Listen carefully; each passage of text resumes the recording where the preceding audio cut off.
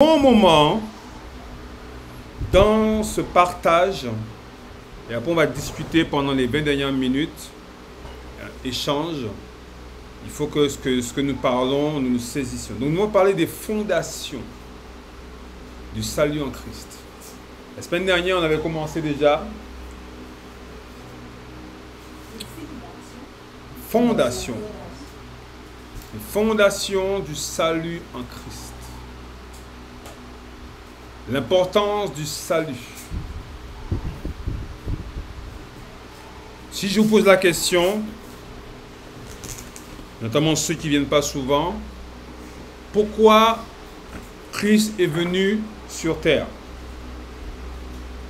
Qu'est-ce que vous allez me dire?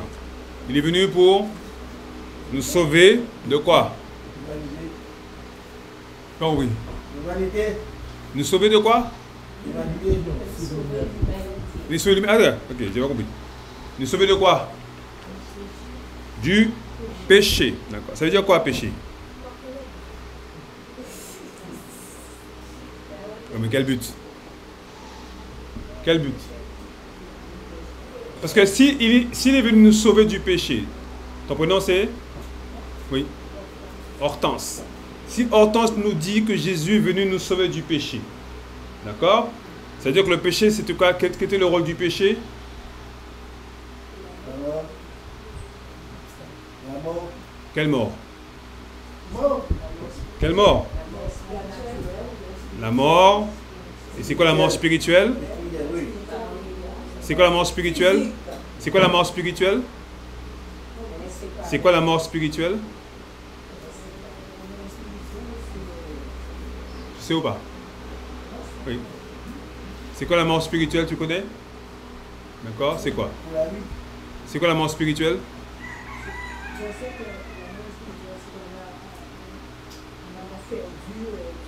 Donc c'est la séparation de la présence de Dieu. Voilà, séparation d'avec Dieu, dit Marie-Annick. Donc c'est la séparation de la présence. Tous ont péché et sont privés de la présence glorieuse de Dieu. Donc l'homme est pécheur et donc l'homme est séparé de Dieu. Donc selon ce que vous me dites, Jésus est venu pour sauver l'homme de cette séparation. C'est bien ça? Et toi là qui est là, toi qui est là, les personnes qui sont là pour... C'est ce que j'ai dit, hein? C'est ce que j'ai dit. Ceux qui ont déjà entendu savent. Jésus est venu pour le péché. D'accord, pour se sauver du péché. Quelles sont les conséquences du péché? Mais encore, c'est quoi les conséquences du péché? Concrètement, ça débouche sur quoi lorsqu'on est dans le péché? Qu'est-ce qu'on ne peut pas faire? Oui, donc qu'est-ce qu'on ne peut pas faire? Une chose qu'on ne peut pas faire lorsqu'on est pécheur. Très simple. Qu'on ne peut pas faire lorsqu'on est pécheur. Isaïe 59, verset 2 nous le dit. On ne peut pas... Je viens de dire. On ne peut pas communiquer. D'accord? On ne peut pas parler avec Dieu. Il dit, c'est vos péchés qui mettaient une séparation entre vous et votre Dieu et qui l'empêche de vous écouter. Donc lorsqu'on est de nature pécheresse, on ne peut pas être en contact avec Dieu. Amen. Ok.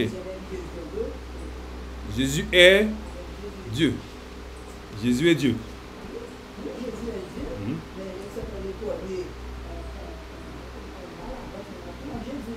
Oui, bien sûr. Mais lorsqu'on est pécheur, on est séparé de Dieu. Amen. Maintenant, nous voulons nous parler du salut selon la pensée de Dieu. Éphésiens nous dit quelque chose d'intéressant. On avait fini sur ça la semaine dernière. Éphésiens chapitre 1 nous dit quelque chose de très intéressant sur lequel on va s'attacher un petit peu pour bien comprendre les choses. Donc, dans la pensée souvent, c'est que Jésus est venu pour mourir pour nos péchés. Ce n'est pas faux, mais ce n'est pas complet. Ce Ce n'est pas complet. Lisons à partir du verset 4 de Éphésiens chapitre 1.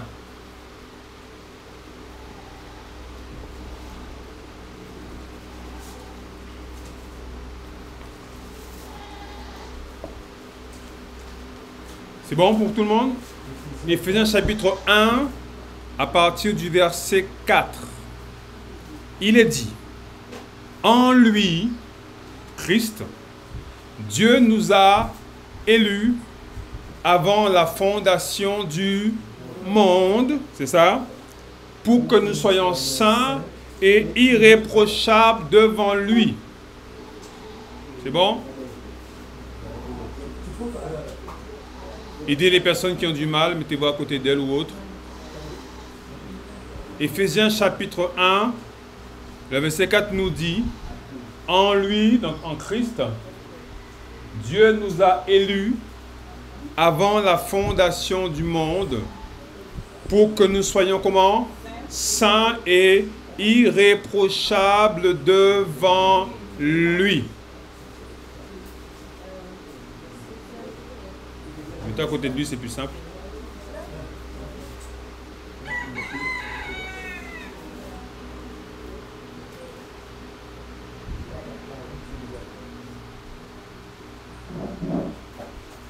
C'est bon? Donc on reprend. En lui, Dieu nous a élus, comment? Quand? Avant la... Pour faire quoi? Pour que nous soyons saints et irréprochables devant lui. Donc déjà, on voit déjà dans ce passage-là une raison pour laquelle Christ est venu. Déjà, on voit que il est venu pour que nous soyons comment? Saints et irrépréhensibles ou réprochables devant lui. Note ça, si tu n'as pas encore fait. Une des raisons pour laquelle il est venu, c'est que pour que nous soyons saints et irrépréhensibles devant lui. Donc, vous voyez bien que ça va au-delà simplement de la question du péché dont nous martèle souvent à la tête. C'est que le Seigneur est venu pour nous donner une position nouvelle. Et cette position, c'est là. C'est quelle position? C'est là. Soyez saints, donc c'est là. Saint, donc c'est là. Sainteté. D'accord? La sainteté. Dieu veut que nous soyons saints et irréprochables devant qui? Devant lui. Donc là, on parle de proximité. On parle de relation. On parle de communion avec Dieu.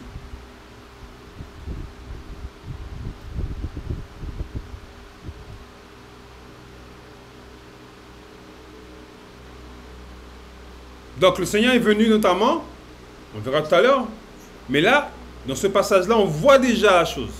Il y a une question d'intimité, de relation, de communion. Et surtout d'être dans sa présence.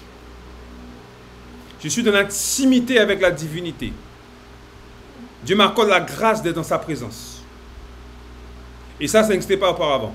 C'est une pensée qui n'était pas auparavant. Auparavant, le Seigneur venait et repartait. Ah d'accord. C'est une pensée.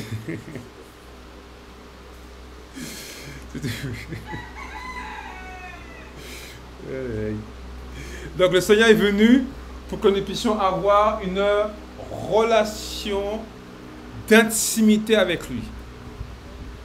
Vous verrez que le mot intimité dans notre pas d'intimité, c'est le même mot qui est en rapport avec la relation sexuelle entre un homme et une femme. Donc Dieu veut qu'il y ait une intimité tellement proche qu'on ne puisse pas voir la différence entre les deux. Donc Dieu ne veut pas que nous ayons une relation à distance. Dieu veut que nous ayons une relation fusionnelle. Il est en moi, je suis en lui. Et bien entendu, Dieu n'étant pas physique, donc là on parle d'une relation spirituelle. Donc le Seigneur est venu pour que nous puissions avoir une relation spirituelle avec Dieu et non pas une relation intellectuelle. Je reprends. Dieu veut que nous ayons une relation spirituelle avec Dieu et non pas une relation intellectuelle. La relation intellectuelle serait basée sur des dogmes. Il faut faire comme ci, il faut faire comme ça. On nous dit comment il faut faire les choses. Et on dit qu'en faisant ça, tu seras en communion avec Dieu sans avoir aucune assurance que c'est vrai. Tandis que là, le Seigneur lui-même nous dit qu'il est venu pour que nous puissions avoir une relation d'intimité avec lui. C'est bon pour vous? C'est bon, vous avez pu tout écrire? Le verset 5, il dit, « Il nous a prédestinés dans son amour à être ses enfants d'adoption par Jésus-Christ. » Donc là, on parle d'adoption. Et qui dit adoption, dit filiation. Qui dit adoption, dit filiation. Donc je rentre dans une famille.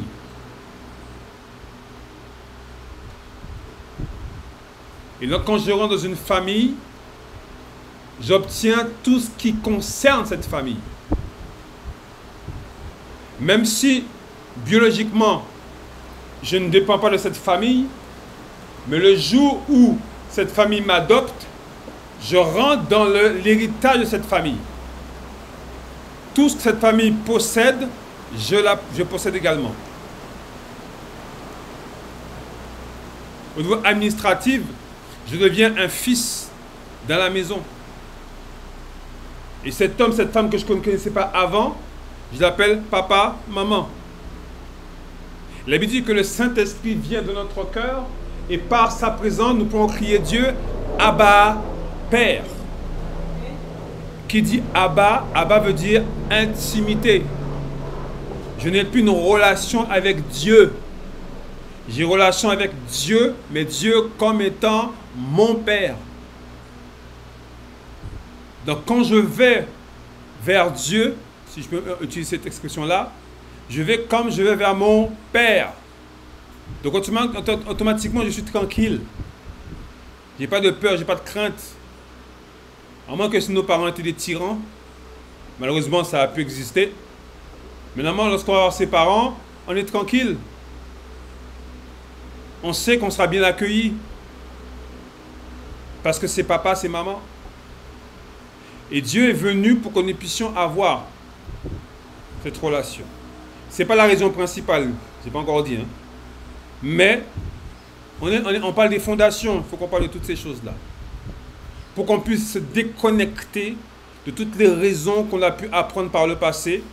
Et qu'il faut qu'on fasse compte, au lieu d'avoir une relation d'intimité avec Dieu, on a encore une relation religieuse. Tu as prié ce matin? Oh, j'ai pas le temps de prier.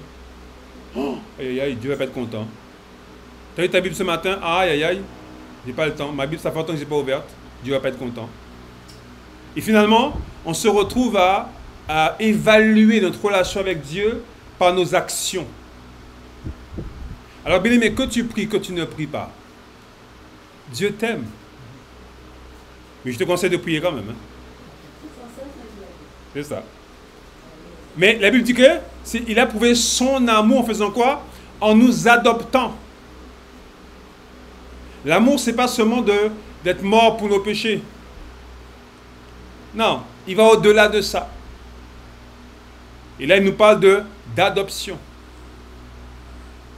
Il n'est pas seulement mort pour mes péchés. Il est mort pour que je sois adopté dans la famille de Dieu. Et dans la famille de Dieu, il n'y a que des...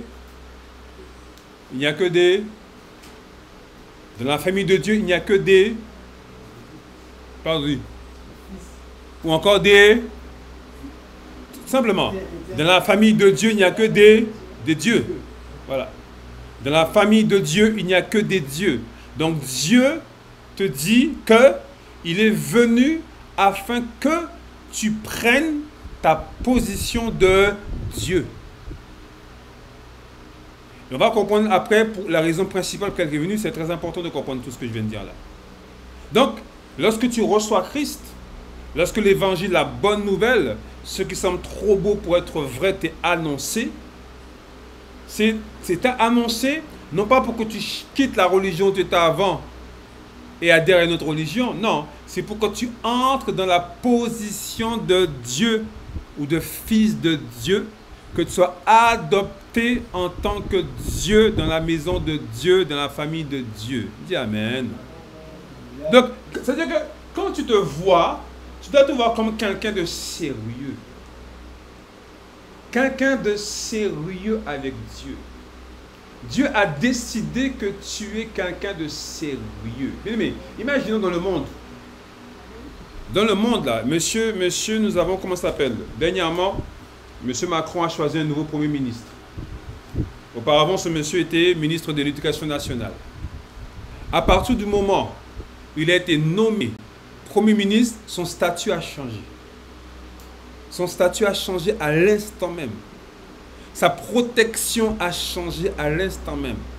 Il est passé de ministre d'un gouvernement à deuxième personnage de l'État.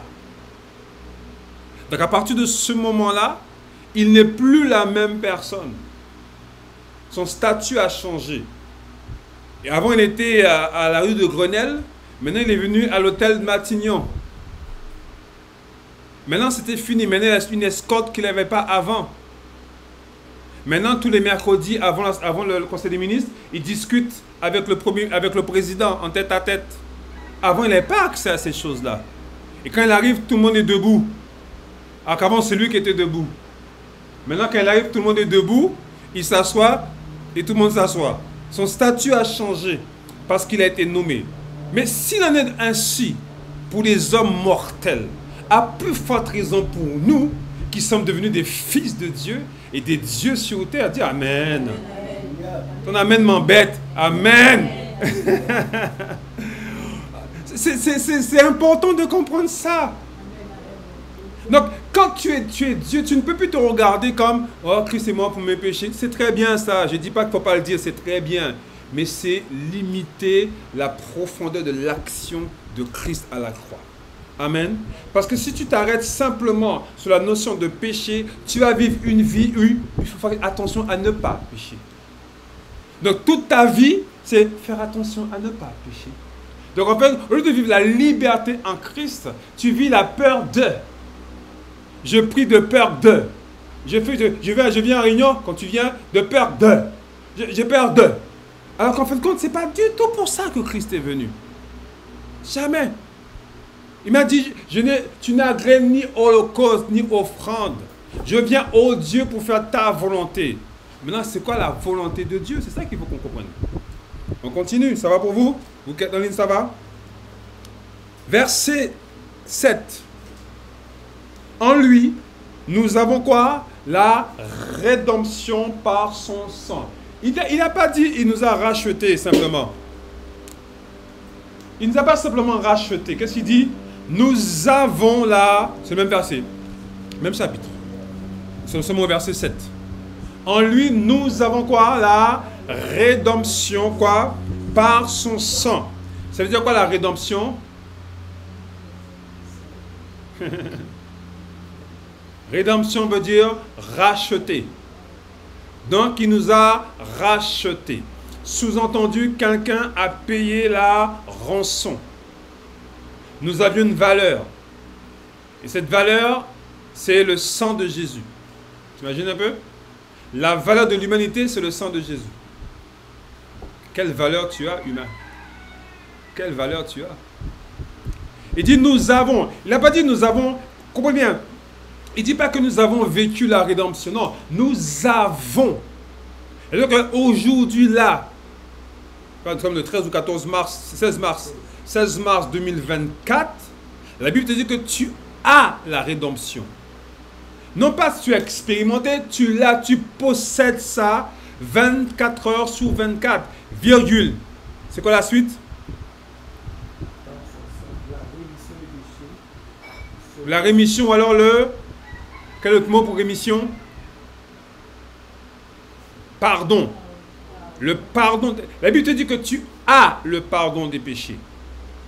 Donc si tu as le pardon des péchés, c'est-à-dire que chaque jour, tu bénéficies pleinement du pardon du péché. Oui ou non? Donc dis-moi, quand tu pêches, qu'est-ce que tu fais? Qu'est-ce que tu fais? Qu'est-ce que tu fais encore? Qu'est-ce que tu fais quand tu pêches? Qu'est-ce que tu dois faire? Demande pardon à Dieu. Qui est d'accord avec ça? À part ceux qui ne doivent pas lever la main. Il y a des personnes qui veulent lever à tout prix là. Ne lève pas ta main. Hortense, qu'est-ce que tu penses? Quand tu pêches, il faut donner pardon à Dieu? Ou non? Oui. Au fond? Oui. Il faut donner pardon à Dieu? Oui. D'accord. Lisons le passage qu'on vient de lire à l'instant. Qu'est-ce qu'il dit? Nous avons quoi? Qu'est-ce qu'on a? Le pardon des péchés. Bon, si tu as le pardon des péchés, pourquoi tu demandes pardon pour tes péchés si tu as le pardon?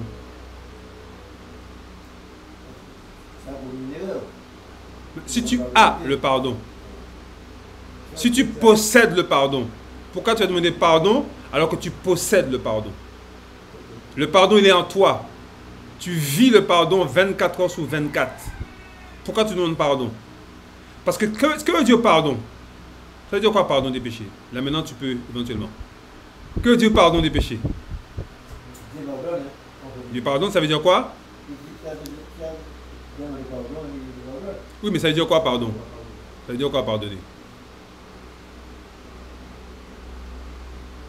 Prenez le mot saint, ne cherchez pas les grandes phrases. Ça veut dire quoi pardonner concrètement? Si je te demande, imagine que tu m'as fait du tort. Et moi je te pardonne, ça veut dire quoi? Je te donne pardon. Je te pardonne. Ouais, j'accepte ton pardon, par exemple. Ça veut dire quoi? Ça veut dire que pour moi, ça n'existe plus. Ça n'existe plus.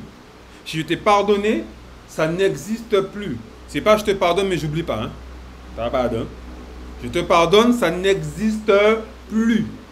Bon, maintenant, si Dieu te dit que tu as en toi le pardon des péchés, 24 heures sur 24, c'est-à-dire qu'avant même que tu pêches, tu as déjà le pardon des péchés. Coucou. Amen.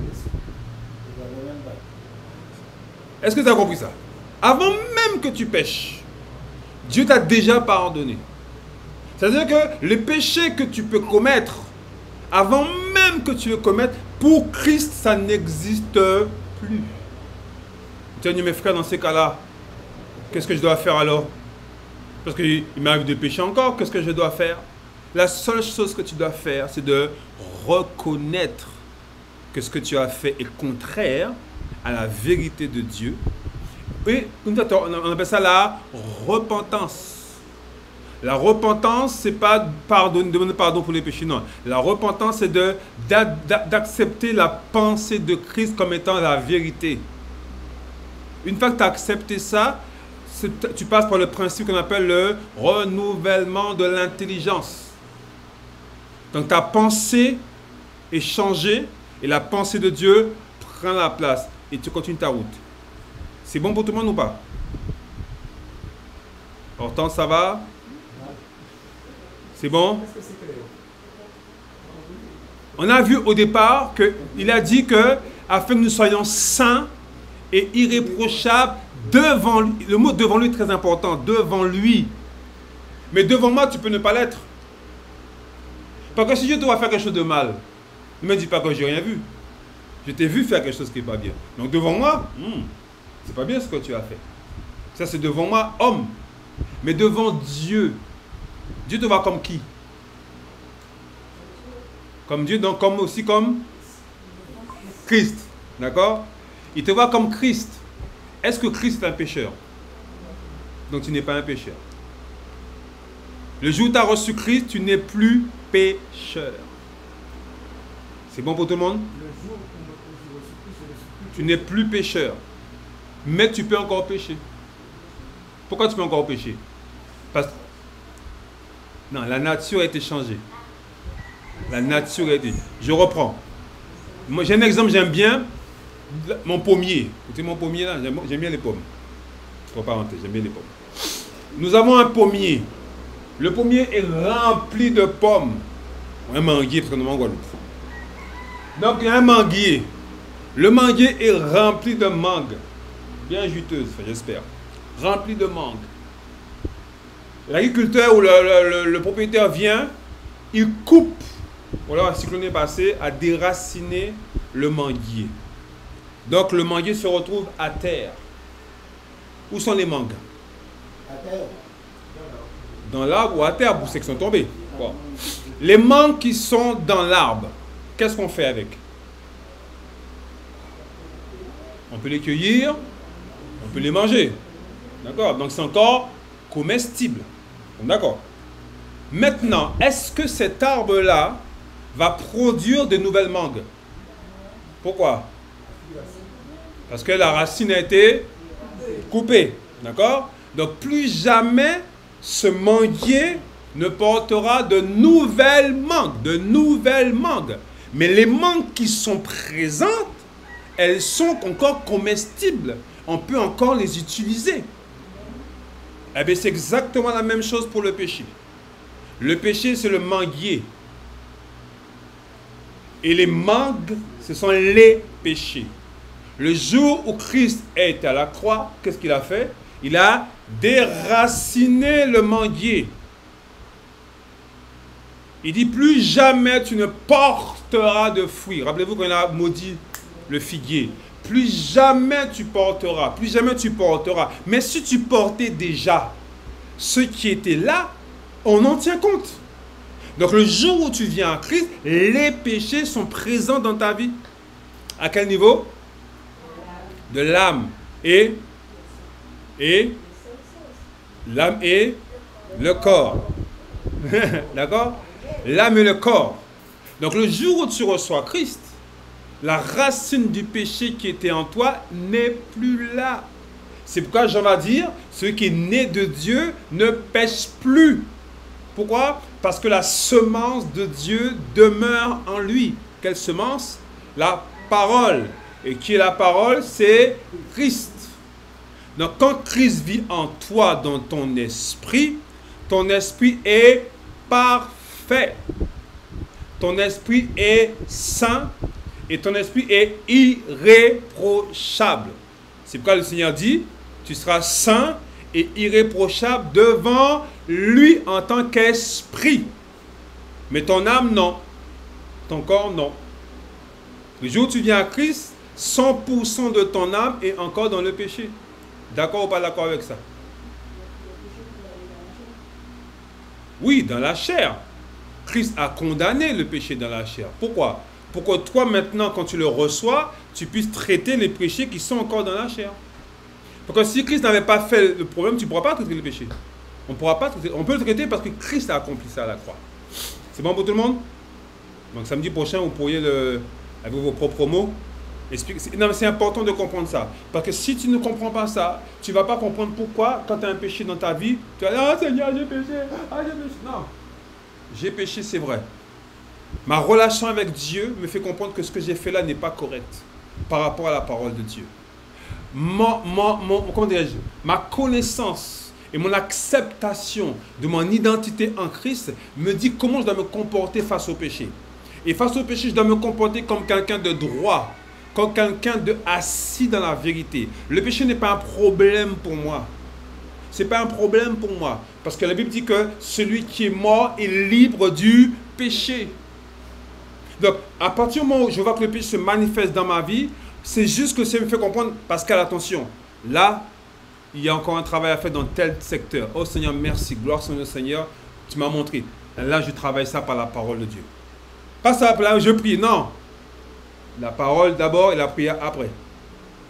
Parce que si tu fais que prier, et tu ne remplaces pas ta pensée par la pensée de Christ, la Bible dit que l'iniquité, c'est dans nos membres. La Bible dit que l'iniquité, c'est un esprit qui vient quelque part, qui t'attaque. Il dit qu'il y a l'iniquité dans vos membres, l'impureté qui sont dans vos membres. C'est dans vos membres. Donc, ça veut dire que si c'est dans vos membres, la seule personne qui peut travailler nos membres, c'est nous-mêmes. Donc, le jour où j'ai reçu Christ, j'ai reçu l'autorité sur les péchés qui sont encore dans ma vie. Amen. Et personne ne pourra le traiter à part toi. C'est pourquoi il est important, bien-aimé, d'être assis dans la vérité. Ne pas chercher qu'on prie pour toi sans cesse. Quand tu imposes les mains sans cesse, non. Tu dois être toi-même responsable de ta vie spirituelle. Amen. C'est bon pour tout le monde? Vous qui êtes en ligne, ça va? C'est clair pour tout le monde? Donc si jamais demain, il t'arrive de commettre un péché ou de pécher, d'accord? Déjà pour pécher, il faut déjà connaître la vérité déjà. Parce que si tu ne connais pas la vérité, comment tu sauras que c'est un péché? Donc plus, écoute bien, hein, plus tu rentres dans la vérité, plus les choses anciennes vont se manifester. Non pas pour rester en toi, mais pour montrer que Dieu travaille ça. Quand l'eau est sale, qu'est-ce que tu fais? Tu secoues, et tu remplis comment? Soit tu jettes l'eau et tu la remplaces par de l'eau propre, soit tu mets de l'eau propre. Et plus tu mets de l'eau propre, qu'est-ce qui se passe? La saleté remonte à la surface et disparaît. C'est ce qu'on fait avec la parole de Dieu. Plus tu es abreuvé par la parole de Dieu, plus les choses anciennes vont se manifester. Donc quand ça se manifeste, il ne faut pas avoir peur. Il faut dire Seigneur merci. Pas commencer à dire mais si moi j'étais en Christ, non, tu es en Christ, bien-aimé. Et justement, c'est parce que tu es en Christ que Dieu te fait passer par telle situation pour te montrer qu'il y a des choses qui doivent travailler dans ton cœur. La grâce ne veut pas dire que tout est accompli et c'est bon quoi.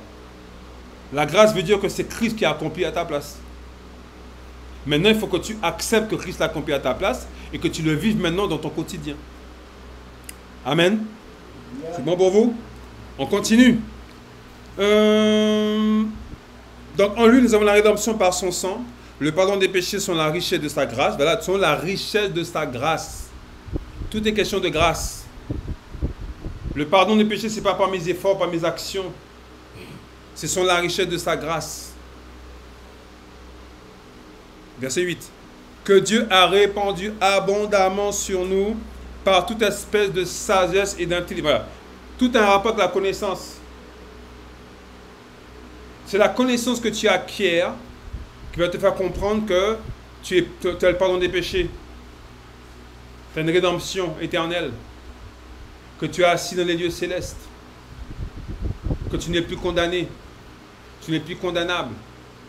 Que tu es dans la sainteté.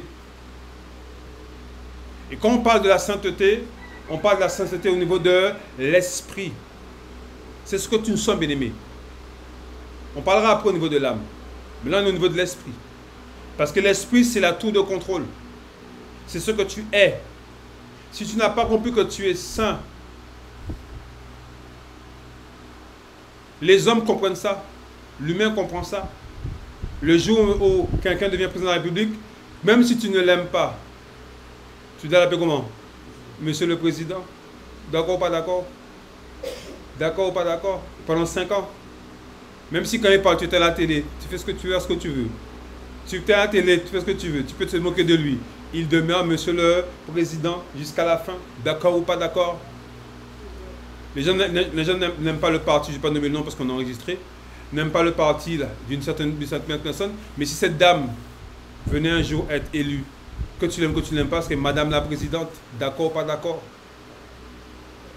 Notre ancienne présidente du conseil régional, une fois, elle avait dit ça à un monsieur qu'il avait appelé par son prénom en pleine assemblée. Elle a dit, Madame la Présidente, nous ne sommes pas amis. Parce que c'est comme ça que ça fonctionne. Nous sommes en Christ. Que tu le ressentes ou que tu ne le ressentes pas, tu es en Christ. Que tu vives ça ou pas, tu es en Christ. Pourquoi? Parce que tu as reçu Christ. Tu as accepté l'évangile de la grâce. Et quand tu fais ça, la Bible déclare que tu deviens enfant de Dieu. Que tu le ressens, que tu ne ressentes pas, que tu ne trempes pas, picotement, pas picotement. Je suis ce que la Bible déclare que je suis. C'est ça qu'il faut croire, il faut accepter. Parce que tant que tu n'acceptes pas cela, tu ne pourras pas agir dans les situations que tu rencontres. Normalement, quand on doit te voir, tu dois avoir un grand sourire. Parce que tu es joyeuse, tu es joyeux. La joie du Seigneur est ma force. Même si tu es la bandée, je suis dans la joie. Parce que je suis fils de Dieu. Je suis content, je suis heureux. Christ est mort pour moi. Il m'a racheté un grand prix. J'ai de la valeur aux yeux de Dieu. Si toi tu me regardes donc comme ça, c'est ton problème à toi. Lui, il a dit que je suis une créature si merveilleuse. C'est ce que je suis. Et donc j'accepte ce que je suis. Et je déclare ce que je suis.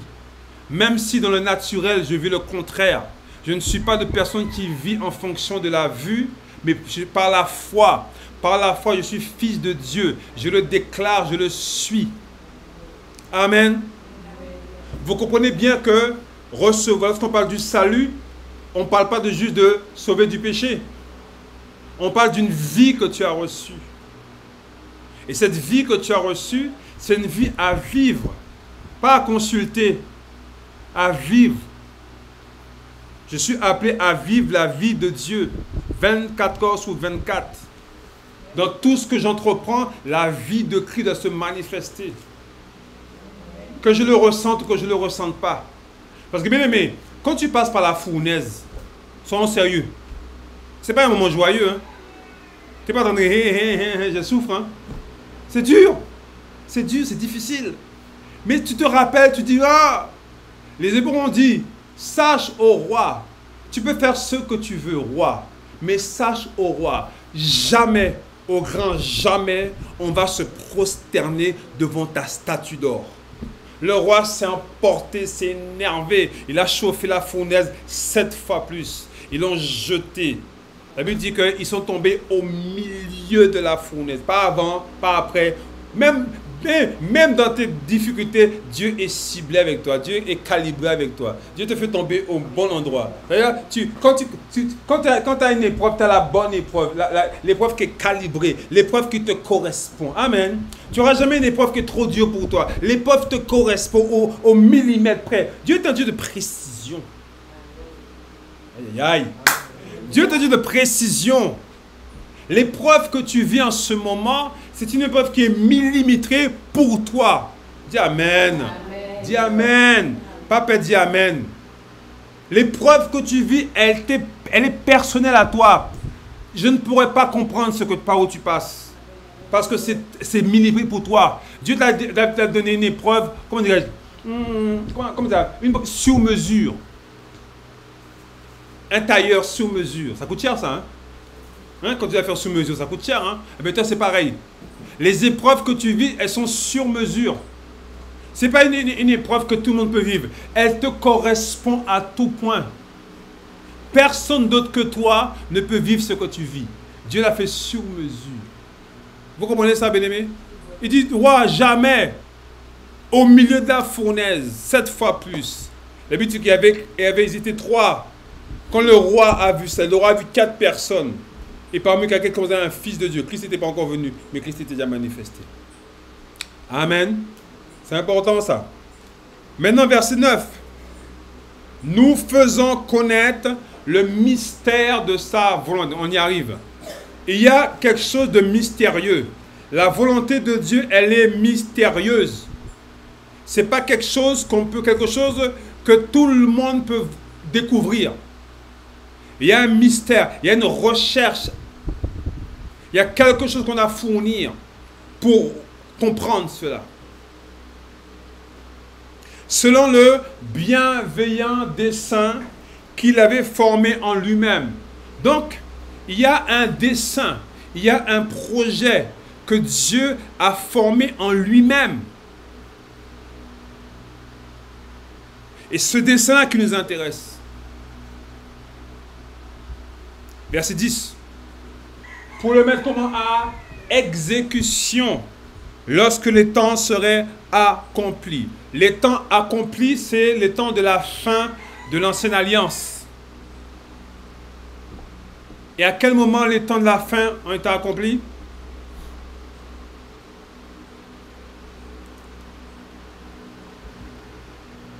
À quel moment les temps ont été accomplis? Quand Christ est venu. Quand Christ est mort à la croix. Quand Christ est mort à la croix, il dit les temps seront accomplis. On parle de la venue de Christ. Donc, et là ça nous intéresse. Donc Christ est venu pour mettre à exécution le dessein de Dieu. D'accord ou pas? Donc, d'après ce que vous m'avez dit tout à l'heure, donc le dessein de Dieu, c'est qu'il meurt pour nous sauver du péché. C'est ça, d'après ce que vous m'avez dit. Donc, la Bible nous enseigne qu'il y a un dessein que Dieu avait prévu avant la fondation du monde. Et Jésus est venu pour mettre à exécution ce plan-là et pas un autre. Ou non? Donc, ce que tu vas découvrir maintenant là, c'est la raison pour laquelle Christ est venu sur terre. Et uniquement pour ça. Donc, à partir d'aujourd'hui, voilà ce que tu devras dire. Pourquoi Christ est venu? Tu ne pourras plus dire qu'il est venu pour mourir pour mes péchés. Non. Je reprends pour être bien clair. La Bible nous enseigne qu'il y a un plan, un dessein bienveillant que Dieu a formé en lui-même. Écoutez bien ça, bien-aimé. Quand est-ce qu'il a formé ce plan? Avant la fondation du monde. J'ai même voulu une autre réponse. Quand est-ce qu'il a formé ce plan? Non. Il a formé en lui-même. Donc, quand est-ce qu'il a formé ce plan? Quand?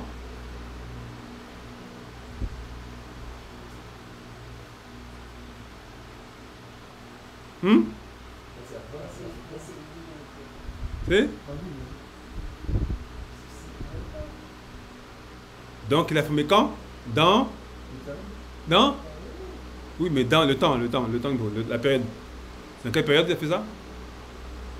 Qui dit Dieu dit? Voilà, donc l'éternité. Non, je reprends. Il a formé en lui-même un plan. Quand est-ce? Comme c'est en lui-même, c'est dans l'éternité. Écoutez bien ça. Ça veut dire que son plan ne dépend pas de ce qui va se passer par la suite. Je reprends. Le plan de Dieu ne dépend pas de ce qui va se passer par la suite. Le plan de Dieu dépend de Dieu lui-même. Lui-même. Pas ce qui va se passer après. Parce que si on tient compte ce qui va se passer après, on va dire que le Seigneur est venu parce qu'une situation s'est présentée. Et comme Dieu est venu pour régler le problème de cette situation. Mais la Bible, il a lui-même préparé un plan bienveillant pour que ce plan soit mis en exécution quand Christ venir. Et quel est ce plan mystérieux? C'est quoi? Verset 10.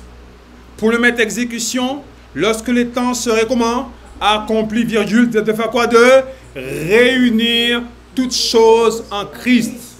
De réunir toutes choses en Christ. Pourquoi Christ est venu sur terre? Pour réunir toutes choses en lui. Amen. Christ n'est pas venu pour nous sauver du péché. Christ est venu pour que toutes choses expérimentent la plénitude de Christ. Je reprends. Même pas perdu. Le but de Dieu, c'est que Christ règne en tout et partout et pour tout.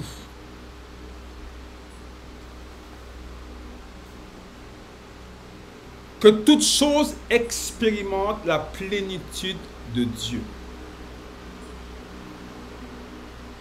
Dès le départ, c'était ça. La création de l'homme, c'est que l'homme puisse expérimenter dans son quotidien la plénitude de Christ.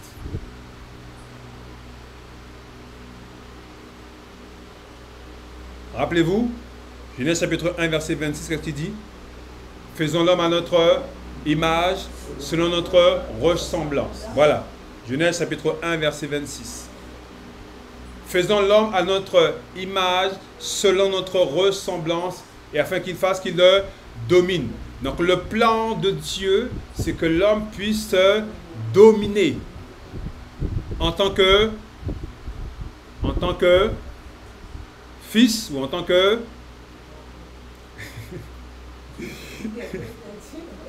En tant que Dieu. Mais il y a quelqu'un qui répond, je n'entends pas. Elle est en face de moi, donc je vois, mais vous. Et comme il dit, il ne faut pas tout. Donc elle parle tout bas, mais j'entends quand même. Mais je reprends. Le plan de Dieu, c'est que nous dominions. Où ça? Sous la. Donc si quelqu'un te dit, il faut qu'on aille au ciel, dis à la personne, sans moi. Sans moi. Là, Dieu a donné la terre au Fils de l'homme. Les cieux sont les cieux de l'Éternel, mais il a donné la terre au Fils de l'homme. Le lieu où il doit régner, c'est sur la terre, pas au ciel. Au ciel n'est pas le lieu de résidence de l'homme. L'homme a été appelé à régner sur terre pour l'éternité. Il y a un temps où lorsque nous quittons le corps physique, il y a un temps de latence. Mais ce temps de latence, il sera un temps court. Parce que le plan de Dieu, c'est que l'homme règne sur terre. Point. Donc Christ est venu pour que nous puissions reprendre le flambeau que Dieu avait donné à l'homme à la création. Amen. C'est bon pour toi? Donc quand tu viens à Christ, tu viens au-delà de ces choses-là.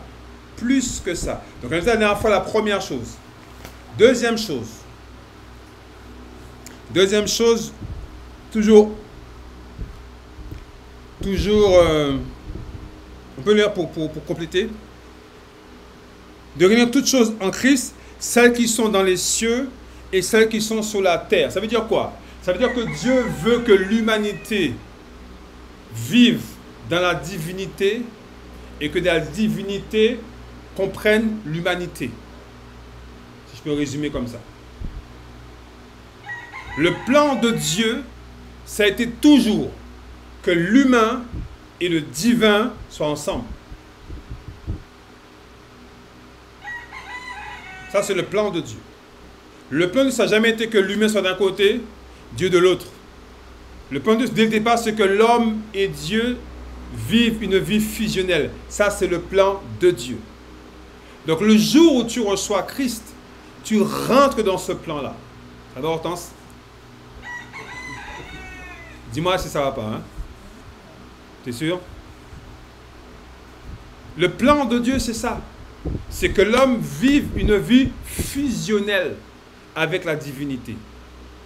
Tel il est, tel nous sommes. Si lui, il est divin, il dit tel il est, tel nous sommes, c'est que nous sommes divins. Oui, mais nous sommes divins, certes, mais on vit dans un corps terrestre. Qu'est-ce qu'on fait alors? Alors, Christ est venu pour nous montrer comment l'humain peut vivre dans la divinité. Parce que c'est le plan parfait de Dieu. Tout homme est appelé à vivre en intimité avec Dieu. Ça, c'est le plan parfait de Dieu. C'est bon pour vous?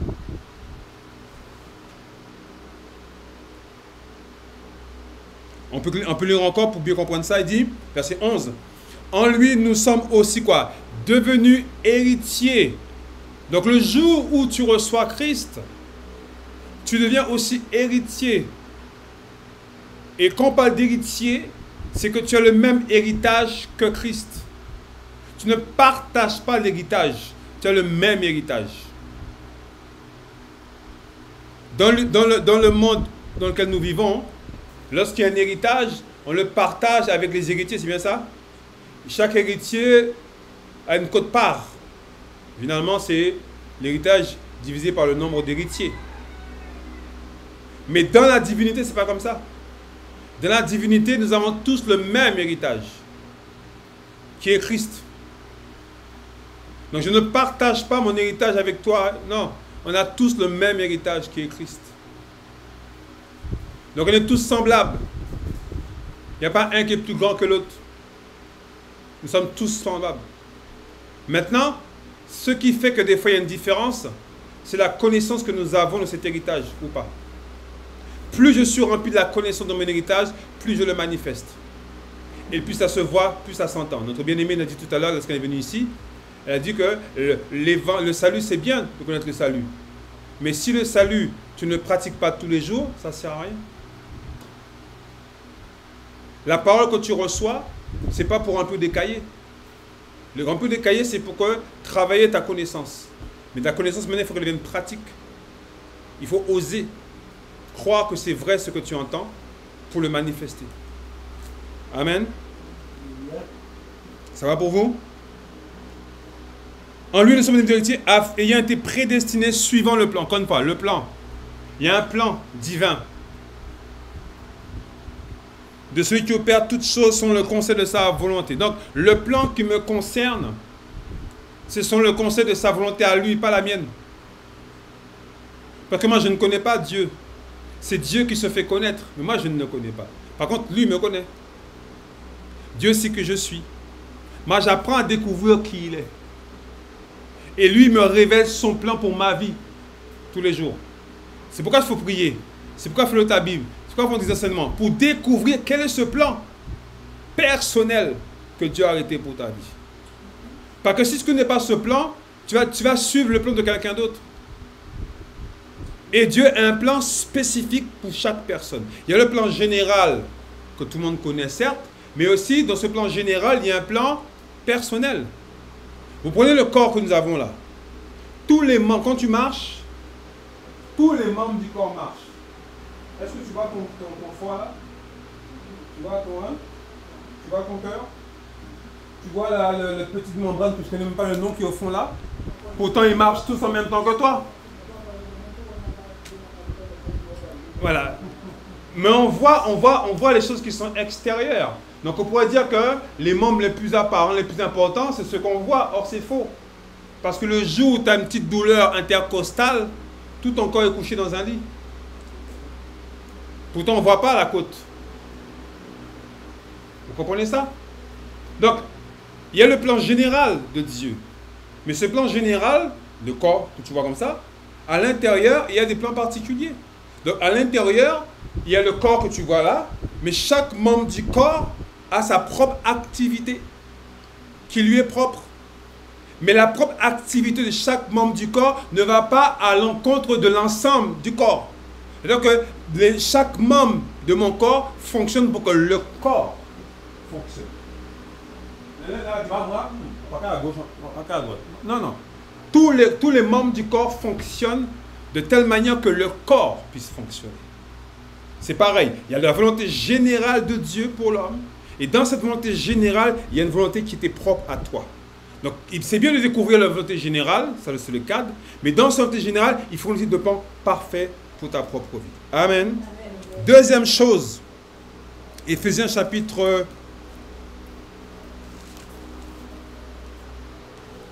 2, pardon.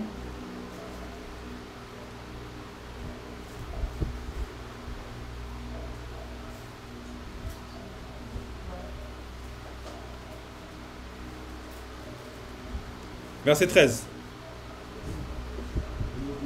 Il dit, Éphésiens 2, 13, il dit, « Mais maintenant en Jésus-Christ, vous qui étiez jadis éloignés, vous avez été rapprochés par le sang de Christ. » Alors, le sang de Christ, là, on nous parle de sang qui nous rapproche de Dieu.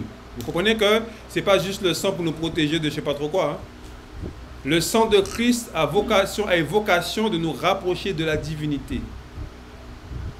L'homme était loin de Dieu, le sang nous a rapprochés. Mais rapprochés pour être fusionnés, pas pour être côte à côte.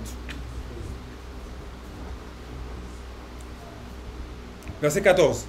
Car il est notre paix, lui qui des deux n'en a fait qu'un, et qui a renversé le mur de séparation, l'inimitié. Donc le plan de Dieu, c'est qu'il n'y ait plus de séparation. Entre quoi et quoi? On va le voir tout de suite.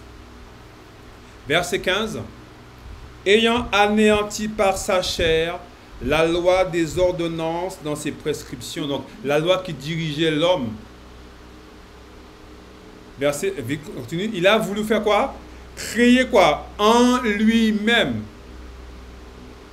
Avec les deux. Quels sont les deux? Les deux, c'est les juifs et les non-juifs. Parce qu'à l'époque, il y avait deux peuples. Les juifs et les non-juifs. Les croyants et les non-croyants. Qu'est-ce qu'il a fait? Il est venu créer en lui-même, avec les deux, un seul homme nouveau, en établissant la paix et les réconcilier avec Dieu l'un et l'autre en un seul corps par la croix, en détruisant par elle l'inimitié. Donc Jésus est venu pour créer un nouveau corps, qu'on appelle le corps de Christ, ou qu'on appelle l'Église, ou qu'on appelle la nouvelle création.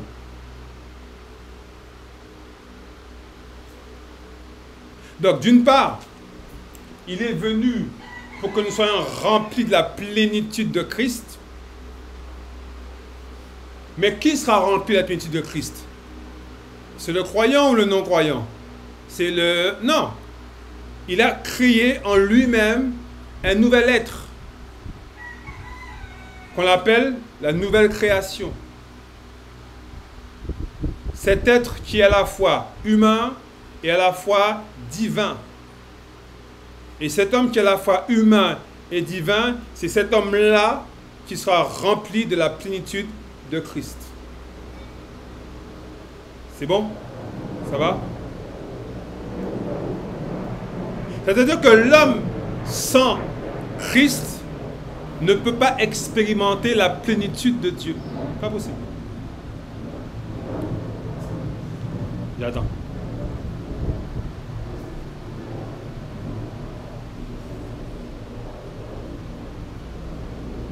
L'homme sans Christ, sans Dieu en lui, ne peut pas expérimenter la plénitude de Dieu. Je vais prier pour toi. Tu vas expérimenter la grâce qui est sur ma vie. Mais toi-même, tu ne vas pas l'expérimenter à titre personnel. Par contre, le jour où tu entends l'évangile, la bonne nouvelle du royaume des cieux, et que tu acceptes cet évangile, à ce moment-là, tu as accès à la plénitude de Dieu. Pourquoi? Parce que tu es devenu une nouvelle créature. Et cette nouvelle créature maintenant, c'est là où Dieu réside. C'est bon pour vous? Ça va? Donc, retenons que le salut dont il est question là, ce n'est pas de nous sauver du péché. Le péché, on le verra par la suite, était un obstacle à la manifestation du plan de Dieu. Vous comprenez ou pas? Le péché mettait une séparation, empêchait que le plan de Dieu manifesté. Donc, qu'est-ce qu'il est venu faire? Il est venu traiter le problème du péché, pas en tant que tel, mais parce que le péché empêchait que le plan original de Dieu puisse se manifester. Est-ce que vous comprenez? Le péché n'est pas original. Le péché empêchait le plan, le dessein bienveillant de Dieu qui est de quoi? De réunir toutes choses en Christ. Ça, c'est le plan parfait de Dieu. Mais pour que ce plan puisse se manifester, il fallait traiter un problème. Le problème, c'est quoi? C'était le péché. Donc Christ, en venant traiter le problème du péché, il est venu pour que le plan initial de Dieu puisse maintenant se manifester, que toute chose expérimente la plénitude de Christ. Amen. Tu comprends ça? Le problème du péché est traité. Et je dirais même plus. C'est ma façon de dire. Pour moi, le péché, c'est un petit problème quelque part. C'est un petit problème. Pourquoi je dis ça?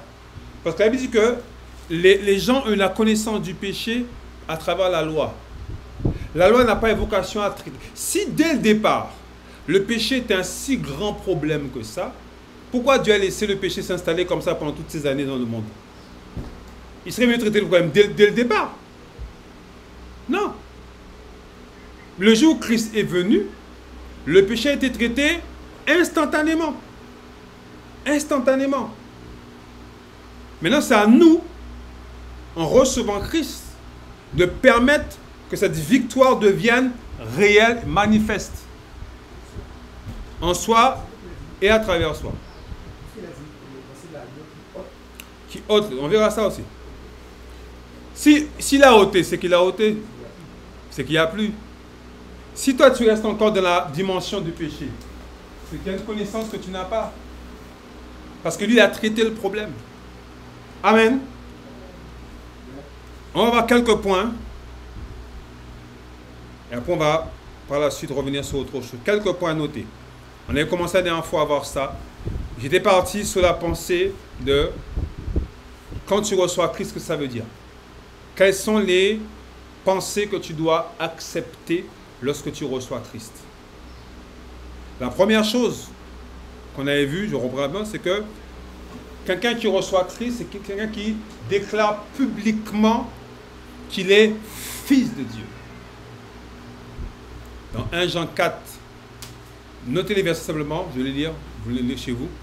1 Jean 4, verset 15, il dit « Celui qui confessera que Jésus est le Fils de Dieu, Dieu demeure en lui et lui en Dieu. » Donc, le jour où tu entends l'évangile, c'est que tu reconnaisses que Jésus est le Fils de Dieu.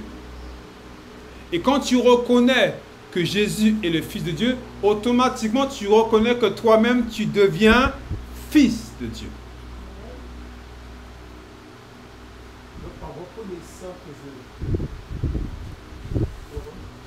Il faut reconnaître que Jésus est Fils de Dieu. Pourquoi je dis ça? Parce que si l'évangile consiste à dire aux gens, il faut quitter le péché pour être sauvé, il faut que tu confesses tes péchés, Dieu te pardonne, ce verset nous pose problème.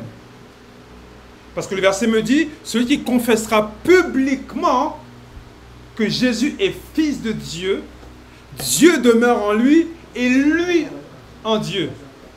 Donc, le Seigneur ne me demande pas de reconnaître que je suis pécheur. Il ne me demande pas de confesser mes péchés. Il me demande de reconnaître publiquement que Jésus est le Fils de Dieu. Et automatiquement, ça c'est le premier point. L'autre point, c'est que Dieu demeure en moi et moi en lui. C'est ça. Est-ce que tu comprends ça? Donc, le salut ne consiste pas à insister sur le péché, arrête de pécher, ce n'est pas le problème. Celui qui confesse publiquement. Donc, on verra par la suite, lorsqu'on verra les termes exacts. Les termes exacts. Les termes exacts.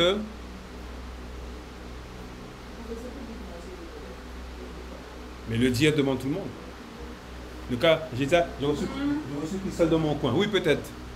Mais tu as reçu ça peut-être dans ta chambre, mais après, il faut que publiquement le monde sache. Pourquoi? Parce qu'en déclarant cela, tu permets à ce que Christ est mort aux yeux de tout le monde. La Bible dit qu'il était en hauteur, afin que tout le monde puisse voir cela. Donc, la vie que nous recevons, ce n'est pas quelque chose qu'on doit cacher. De toute façon, mais sache bien, le jour où tu as reçu Christ, que tu caches ou pas, les gens ont vu que tu as changé. Les gens ont vu que tu as changé. Les personnes qui te connaissent ont vu que tu as changé, même si tu n'as rien dit. Même si tu n'as été dans aucune église encore. Parce que la vie de Dieu en toi, automatiquement te change. Tu ne peux pas cacher ça. Hein, Hortense? Tu ne peux pas cacher ça. Ça se manifeste d'une manière ou d'une autre. Donc, premièrement, notez que tu confesses publiquement que Jésus est Fils de Dieu. Donc, recevoir le salut, ce n'est pas confesser les péchés. C'est confesser publiquement que Jésus est le Fils de Dieu. Et confesser veut dire la même chose que, homologio, dire la même chose que. Je déclare que Jésus, donc en le déclarant, moi-même, je deviens ce que je déclare.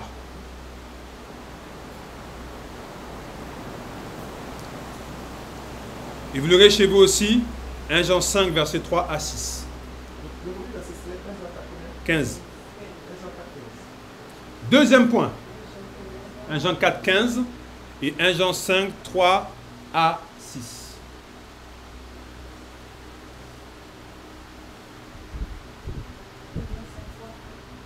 « 1 Jean 5, 3 à 6. Je rappellerai pour le groupe, pour ceux qui, comme ça, ceux que vous ont invités pour vous le transmettre. Deuxième point. Il faut croire que Jésus est le Christ. Tous les points que je vais vous donner là, vous verrez qu'à aucun moment, on parle de notre état ancien. On ne parle pas de ce que nous étions avant. Jamais. On parle de ce que Christ a fait et comment Christ nous voit. C'est ça l'évangile. L'évangile, ce n'est pas se flageller. Comment tu peux demander à quelqu'un qui demande pardon pour quelque chose dont il n'est pas responsable? Nous qui sommes parents, des fois les parents sont des fois un peu durs avec leurs enfants. Des fois les parents sont un peu durs et je dis avec leurs enfants. Et des fois l'enfant fait une chose comme ça, on a l'impression que l'enfant a renversé la maison, l'enfant a cassé, le parent part en cri, les parents s'énervent. Bon, j'espère que vous n'êtes peut-être pas comme ça, mais l'enfant a fait un truc comme ça, on a l'impression que la terre est finie, l'enfant est puni pendant une semaine sans télé, sans portable, alors qu'il a fait un tout petit truc comme ça. D'accord? Nous, on parle de... Le Seigneur n'est pas comme ça, gloire à Dieu n'est pas comme ça. Amen. Donc, imaginons toi, tu es comme ça. Maintenant, on va te dire, frère, tu as fait ça, tu as fait ça. Si tu m'as dit oui, je l'ai fait, et alors, je l'ai fait. Mais je ne connaissais pas Christ, tu veux que je fasse quoi? À l'époque, j'étais païen, je l'ai fait, et je l'ai bien fait même. Je l'ai fait de manière professionnelle. Je l'ai fait avec goût. J'ai apprécié ce que j'ai fait. Parce que j'étais non-croyant, tu voulais que je fasse quoi? Donc, on peut pas demander à quelqu'un qui est non-croyant, donner pardon pour quelque chose que sa nature le poussait à faire. Je suis pécheur, je pêche, je dois avoir honte d'avoir été pécheur? Non. Quand Paul dit, vous rougissez avant, il parle des Juifs qui avaient la loi. Moi, je n'avais pas de loi. Nous, la loi qui nous gouverne, c'est la loi du péché et de la mort.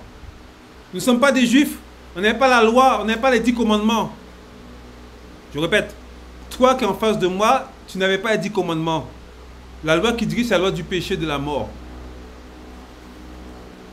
Bien comprendre ça. Quand on dit la loi, j'étais pas juif, donc ça ne me concerne pas. Par contre, la loi du péché et de la mort, oui, ça me concerne. Que j'étais non-croyant. D'accord? Donc, quand je suis non-croyant, je me comportais comme un non-croyant. Maintenant, si je suis en Christ, j'ai reçu la vérité et que je me comporte comme un non-croyant, là, c'est autre chose. Et même là, je n'ai pas à me flageller, je dois seulement me repentir. C'est tout. À aucun moment, je dois me flageller pour dire ah, honte à moi. Le jour où tu reçois Christ, mets dans ta tête que tu es 100% pécheresse, pécheur dans tes pensées. L'objectif, c'est de diminuer au fur et à mesure pour arriver à 0%. Au niveau de l'âme, au niveau de ton esprit, tu es 100% pur. Donc quand quelqu'un dit tu es pécheur, dit non frère, je ne suis pas pécheur, je suis né d'en haut. Je ne suis pas pécheur. La racine du péché a été brisée en moi. Si je pêche, c'est parce que je n'ai pas compris que je suis en Christ. Et que je laisse encore mon passé affecter mon présent.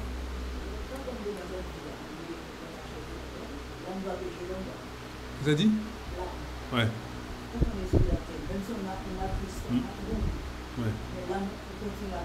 L'âme pêche si tu veux qu'elle pêche. Le jour où tu as reçu Christ, tu as repris ta position de dominateur. À partir du moment où tu as reçu Christ, c'est toi maintenant qui dois dire à ton âme ce qu'il a fait.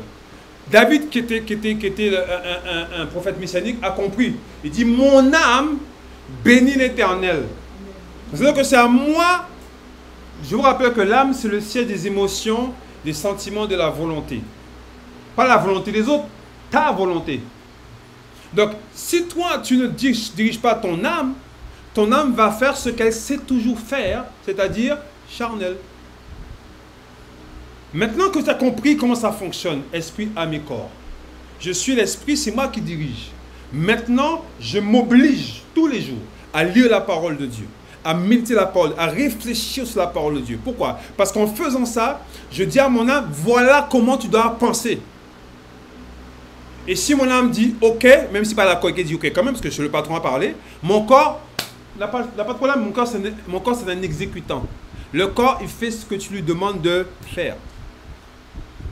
Donc, si tu décides de vivre ta vie en tant que fils de Dieu, il n'y a pas de problème avec ton âme. Le jour où tu as une pensée contraire, c'est bon, Seigneur, merci, tu me montres que c'est pas bon, tu nettoies. Imagine que tu es chez toi. Tu sais pas, la semaine tu as travaillé, le samedi tu fais ton nettoyage. Tu vois la poussière abondante. Tu vas crier, ah la poussière là. Non, qu'est-ce que tu fais? Tu prends l'aspirateur, le balai, tu nettoies. Maintenant, c'est la même poussière qui vient toujours. Tu dis, ah, d'où ça vient? Tu as cherché d'où ça vient. Et peut-être qu'il y a eu un trou quelque part, peut-être qu'il y a une souris, je sais pas. Bref, une fois que tu as trouvé la source, qu'est-ce que tu fais? Tu colmates la brèche, on n'en parle plus. C'est pareil pour nous. Si tu vois que tu es enfant de Dieu, mais tu as les mêmes pensées qui viennent, va chercher d'où ça vient. Cherche la source de cette pensée. Et maintenant, va chercher maintenant ce que Dieu dit par rapport à cette pensée. Et remplace-la par la pensée de Dieu. Et c'est fini. Tu avances, on n'en parle plus. Amen. C'est bon pour vous? Donc, deuxième point, croire que Jésus est le Christ. Ça peut paraître tellement simple, mais c'est puissant de comprendre ça. 1 Jean 5, verset 1. Et la Bible dit, c'est pas moi, 1 Jean 5, il dit, quiconque croit que Jésus est le Christ est né de Dieu. 1 Jean 5, 1.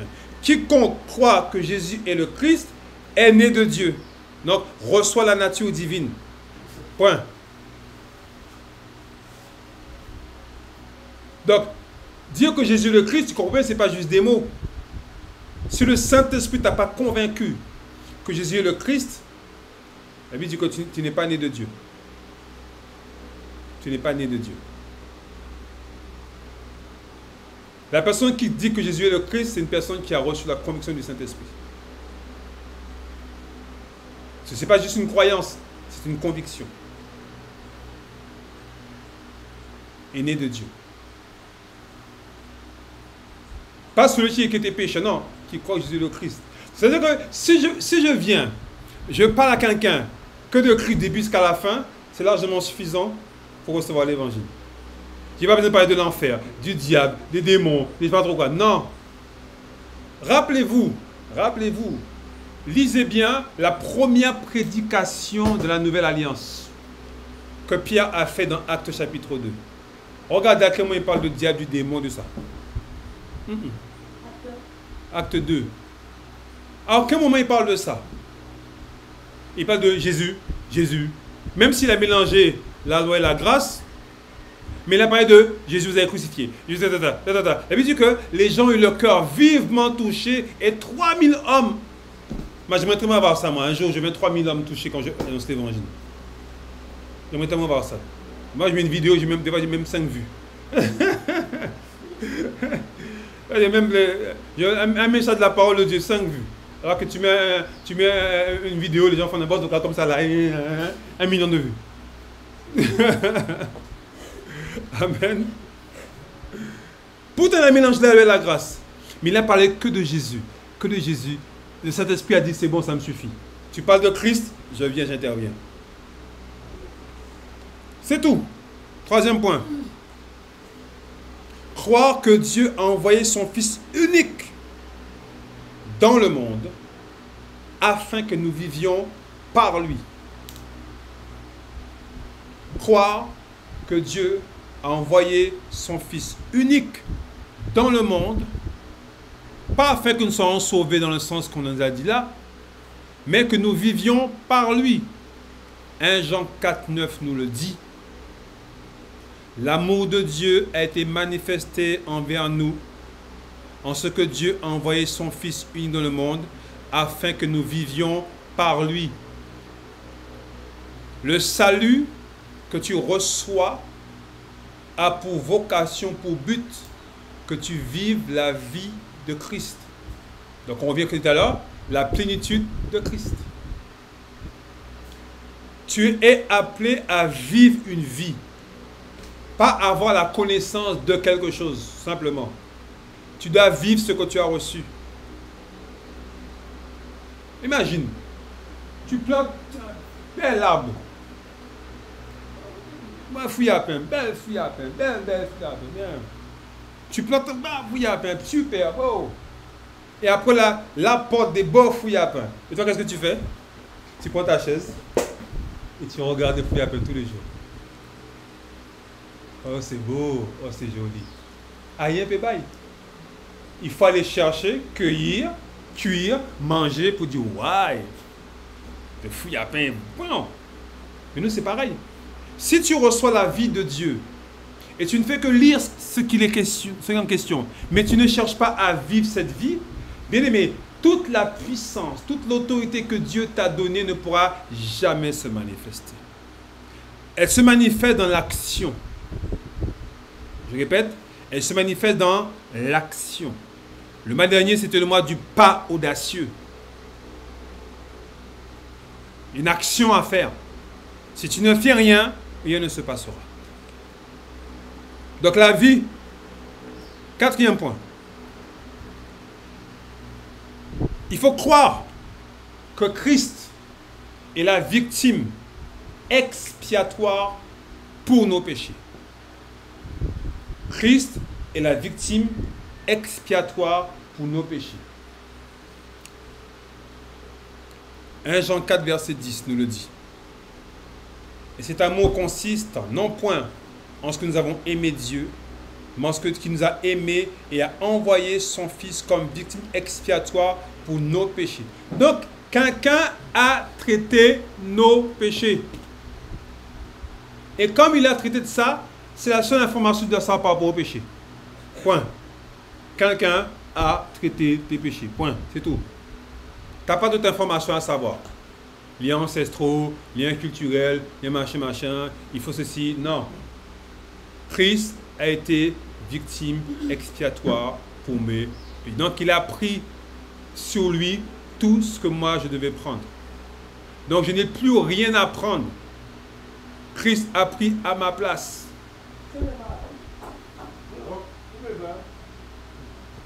C'est bon? Encore 2-3 points, après je vais vous laisser. C'est le quatrième point ou cinquième point, je ne sais plus. Cinquième point. Croire que Christ est le sauveur du monde.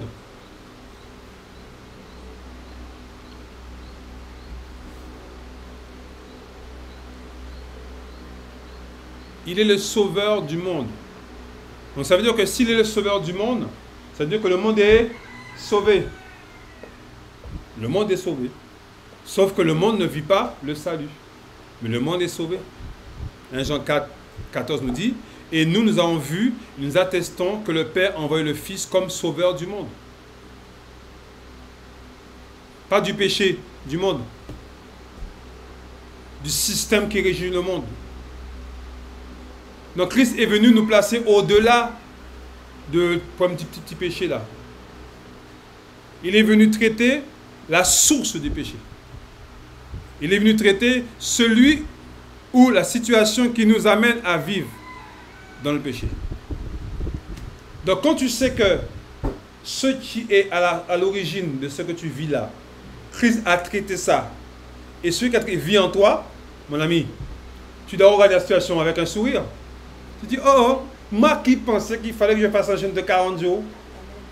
Moi qui pensais qu'il fallait que je traîne les pieds, machin. Moi qui pensais qu'il fallait... Non. Christ a accompli cela pour moi. Donc s'il a accompli pour moi, ça veut dire que je dois vivre la vie de quelqu'un qui a été libéré de ça. Coucou. Ah frère, tu comprends, c'est difficile. Non, c'est pas difficile, c'est que tu n'as pas saisi. Une fois que tu as compris ça, c'est bon. Je dis une bonne chose, ne sois pas choqué. Hein. Tu peux pécher comme tu veux, tu sais. Tu peux pécher comme tu veux. La Bible dit que tout est permis, mais tout n'est pas utile. Hein. Tu peux pécher comme tu peux. La seule personne qui souffre là, c'est toi. C'est pas Dieu. Hein. Parce que Dieu a envoyé Christ comme victime expiatoire pour tes péchés. Donc le péché que tu continues à faire là, aujourd'hui en 2024, Christ est déjà mort pour ce péché que tu fais encore. Donc la seule personne qui souffre, c'est toi, parce que tu n'as pas compris qu'il est mort pour toi. Donc tu dois te positionner comme quelqu'un qui est vainqueur de ce problème-là. Il dit, ah frère, c'est difficile, tu comprends, ça fait tellement longtemps. Non. Christ est venu comme victime expiatoire pour ce péché-là. C'est le seul endroit où il faut s'arrêter sur le péché. Pour dire, je suis vainqueur. C'est tout. Pas pour dire, ah frère, j'ai du mal, tu comprends? Prie pour moi, pour que ça arrête. Prie pour toi. Non, je ne vais pas prier pour toi, frère. Je ne vais pas prier pour toi. Hein. On va s'asseoir, on va chercher les Écritures. Tu vas t'approprier l'Écriture. tu vas accepter la parole de Dieu, tu vas confesser, déclarer la parole de Dieu, vivre sur la parole de Dieu, et tu verras, ma prière ne te sera pas utile. Par contre, je vais prier pour que Dieu ouvre ton intelligence. Oui, pas de problème, je vais prier pour ça. Mais je ne vais pas chercher esprit de l'intérieur de ta vie. Hein. Non. Parce qu'une fois que j'ai le dos tourné, tu peux retomber dedans. Hein. Esprit de quel nom? Qu'est-ce que tu veux? Esprit de ceci, esprit de cela. Esprit de sirène des autres. C'est tellement facile de chasser ça. Hein. La Bible dit, il chassa les esprits par sa parole. C'est-à-dire que quand la parole abonde en toi, tout ça qui est mauvais ne peut pas arrêter là. Ne peut pas arrêter là. C'est pourquoi il dit, soyez continuellement remplis du Saint-Esprit. Quand tu es rempli, tout ce qui est contraire à l'Esprit de Dieu ne peut pas rester là où tu es. Alors, notre Bible là, elle n'est pas... Amen. C'est bon pour vous? Dernier point. Croire que Dieu, j'ai dit tout à l'heure mais je répète, croire que Dieu veut demeurer en nous et nous en lui. Croire que Dieu veut demeurer en nous et nous en lui. Donc tu comprends bien que si, quand tu reçois Christ, ta seule préoccupation, c'est par exemple d'aller à l'église, point, c'est pas suffisant. Le Seigneur veut, je vous rappelle, hein, réunir toutes choses en Christ. Que tout soit rempli de la plénitude de Christ. Expérimente la plénitude de Christ. Donc, le Seigneur veut que tu es au-delà d'être juste membre d'une assemblée ou d'un ministère. 1 Jean 4, 13 à 16 nous dit, nous connaissons que nous demeurons en lui et qu'il demeure en nous, en ce qu'il nous a donné de son esprit. Et nous avons vu et nous attestons que le Père a envoyé le Fils comme sauveur du monde.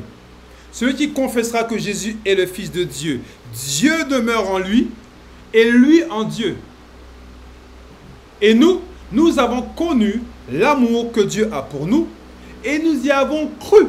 Donc, l'amour que Dieu a pour nous, c'est un amour qui nous amène à demeurer en lui et lui en nous. Tu as juste dit, je t'aime, mon fils. Non. C'est pas ça. C'est pas je suis mort pour toi. C'est pas que ça. C'est plus que ça. Je suis mort pour toi. Pourquoi? Pour que tu demeures en moi et moi en toi. Voilà pourquoi je suis mort pour toi. Je ne suis pas mort pour toi où je dis c'est bon, le péché t'a vaincu. Non. Pour qu'il y ait une fusion.